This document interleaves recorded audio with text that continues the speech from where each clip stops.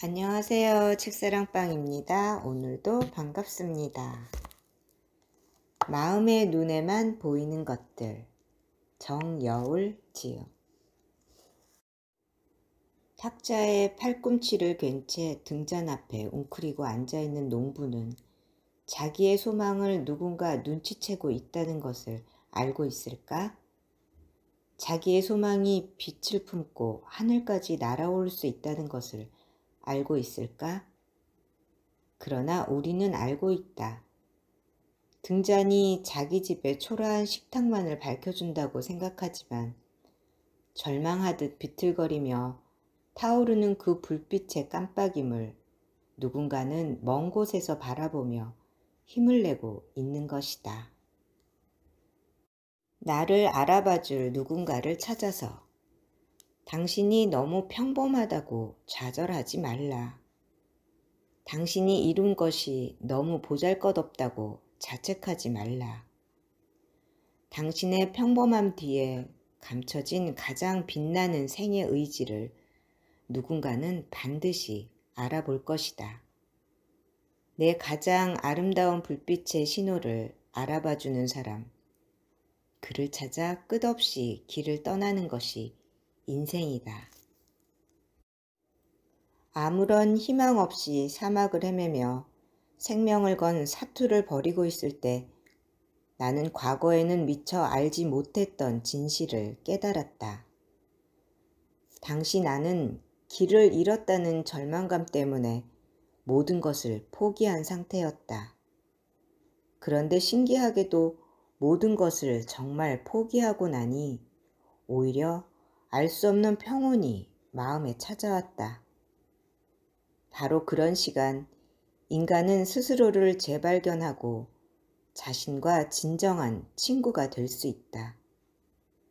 밤하늘의 별들이 거대한 양탄자처럼 끝없이 펼쳐져 있고 온몸이 모래가루로 뒤범벅된 채 타는 듯한 목마름으로 질식할 것만 같았던 순간 심장으로부터 뜨겁게 밀려오던 그 눈부신 깨달음을 어찌 잊을 수 있겠는가. 놓아버리는 순간 진짜 희망은 시작된다.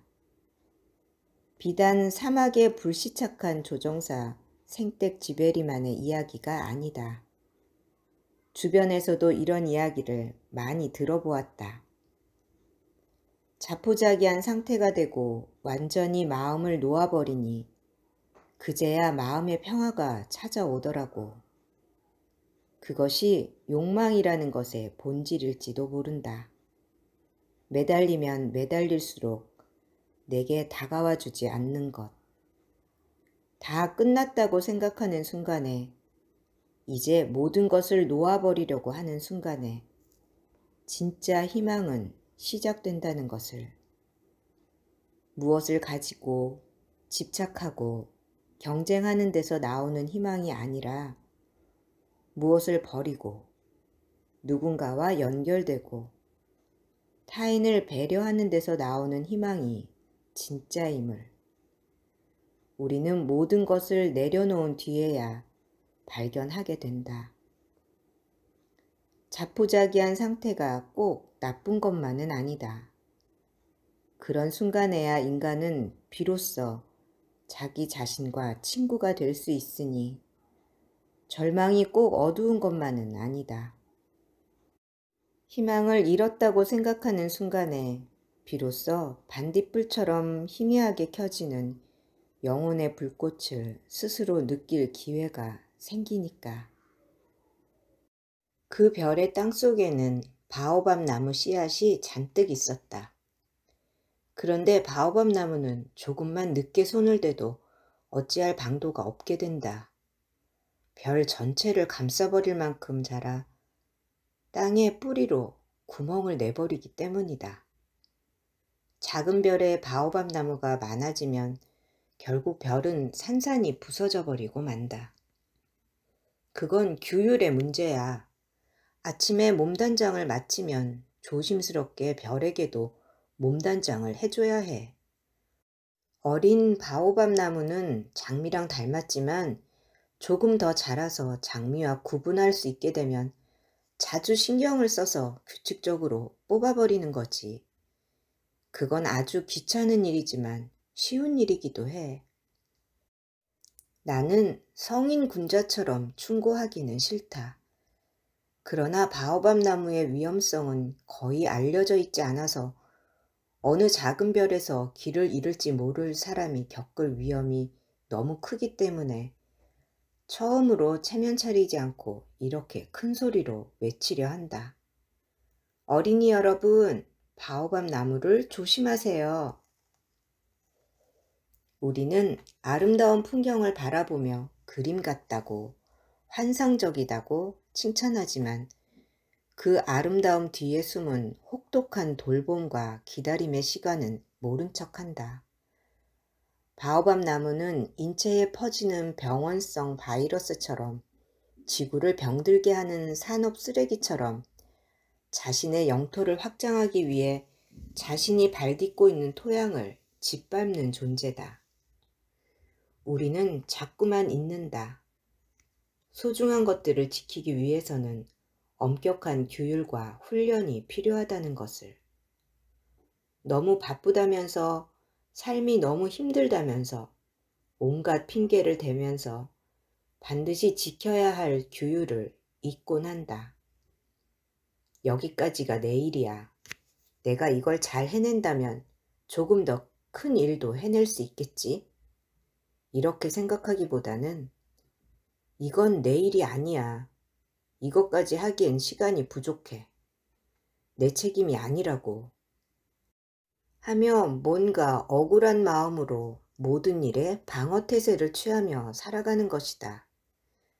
그 조그만 어린 왕자조차 이렇게 매일매일 바오밥 나무가 별을 뚫어버리기 전에 그 싹을 뽑아내고 있는데 우리는 내 집 앞 눈 쓸기조차 귀찮아한다. 내 방의 바오밥 나무, 내 삶의 바오밥 나무, 내 이웃의 바오밥 나무를 한 번이라도 제대로 뽑아본 적이 있는지 천천히 곱씹어보는 밤이다. 나는 밤이면 밤하늘에 반짝이는 별들의 소리에 귀 기울이는 것을 좋아하게 되었다. 별들이 마치 5억 개나 되는 작은 방울들인 것만 같아서. 그런데 신경 쓰이는 일이 하나 있다. 어린 왕자에게 그려준 부리망을 다시 생각해보니 나는 그만 깜빡하고 부리망에 가죽끈을 달아주는 것을 잊어버린 것이다. 그는 그 부리망을 끝내 양에게 씌우지 못할 것이다. 그래서 나는 속으로 궁금해한다. 어린 왕자의 별에서 대체 무슨 일이 벌어질까? 양이 꽃을 다 먹어 치워버렸는지도 몰라. 때로는 이런 생각도 해본다.